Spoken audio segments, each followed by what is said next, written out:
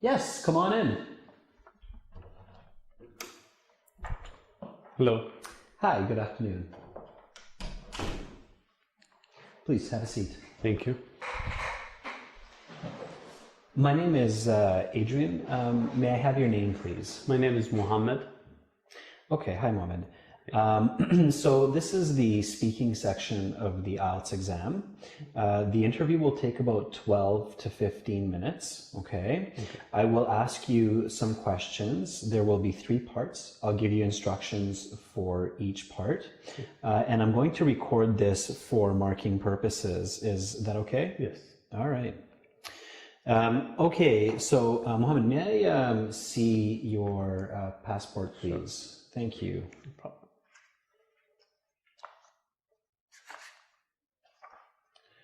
Okay.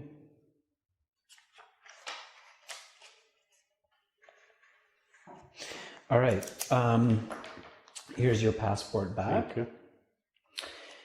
And now we will begin with part 1. I'm going to ask you some questions on a general topic. Are you ready to begin? Yes, I am.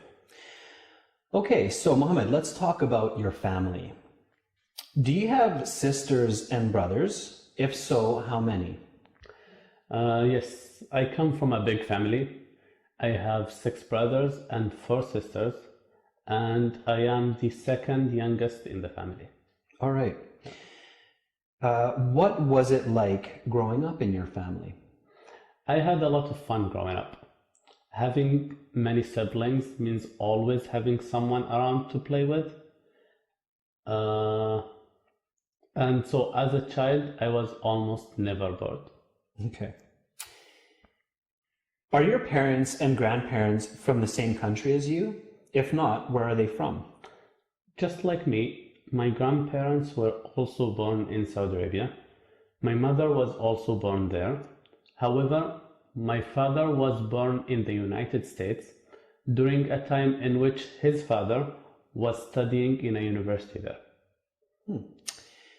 Why do you think family is important? My family, my family is my foundation. Life has lots of ups and downs, but family is the one part that remains constant no matter what. Okay. Is family life important in your country? I think family life is important in every country. So yes, it is important in Saudi Arabia. We are taught to respect and honor the people older than us and to teach and encourage those younger than us. Okay. That's the end of part 1. Now we will move to part 2. For part 2, I'm going to give you a card. The card will have some questions on it about a specific topic, okay? You're going to have 1 minute to prepare your answer. There's no paper in front of you, and here's a pen. You can take some notes if you'd like in the 1 minute.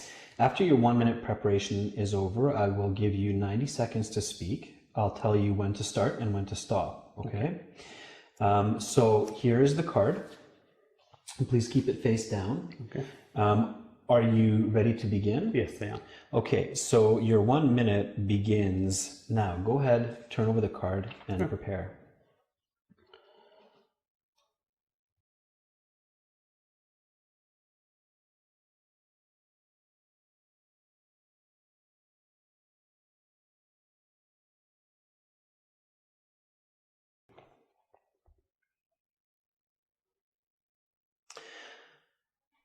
Okay, Mohammed, so your 1 minute preparation time is up. Please begin speaking. One government worker that I truly respect is Nelson Mandela. He was the president of South Africa for a number of years, but his influence on South African and the world politics is so much greater than that. One great accomplishment of Mandela was bringing together 2 races in a country which had until then been totally separate. Achieving this unity took a lot of intelligence, determination, and years of hard work. Nelson Mandela was jailed for many years for protesting against the government. So he was jailed for protesting against his government, but eventually he won his release, and then after that, the presidency of South Africa.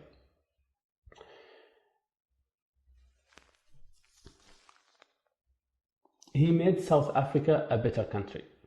So I think there is a lot to be learned from a man like Mandela. First, the importance of determination. And second, the value of standing up for what one believes in. And third, I believe Mandela taught the world that anything is possible. From standing up for what he believed in, to being jailed, to being freed, and then leading a country to prosperity. So a man like Mandela is truly, or a man like Mandela truly deserves everyone's respect. Okay, very good. And the time is up, so we will now go to part 3, and I'm going to ask you some questions related to this topic. Are you ready to begin part 3? Yes, I am. Let's talk about government workers and respect. Do you believe government workers are as respected today as they were in the past? If not, what has changed to make them less respected? That's an interesting question.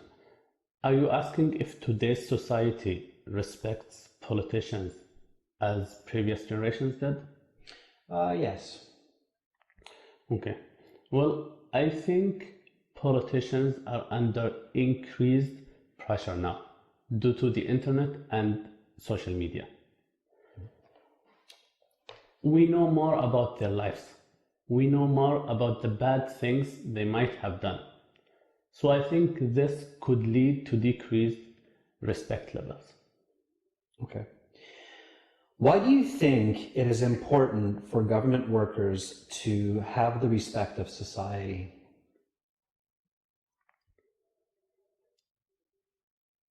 I think it's important because it ensures that the government and society run smoothly.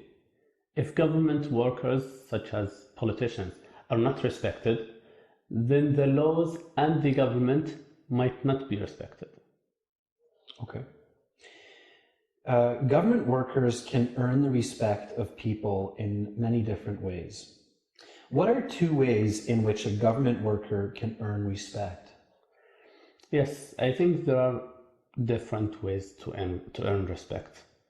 One is by being honest with the public. Second is by keeping election promises. If a government worker is dishonest or breaks election promises, then it's hard to gain the public respect. All right. I'm going to ask you a few more questions for part 3. Let's talk about being a government worker. Would you consider becoming a government worker? What factors contribute to your feeling? That is an interesting question. Can I please have a moment to think about it? Sure. Okay. I think being a government worker is very difficult.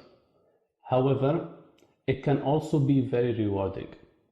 So if I have the right education and I have spent some time in the workforce, then yes, I would consider becoming a government worker. All right. What do you think is the hardest part of being a government worker? Why do you think people choose to work for the government despite all the difficulty the job entails? I think people choose to work in the government out of a sense of duty to their city or country, no matter how difficult it is.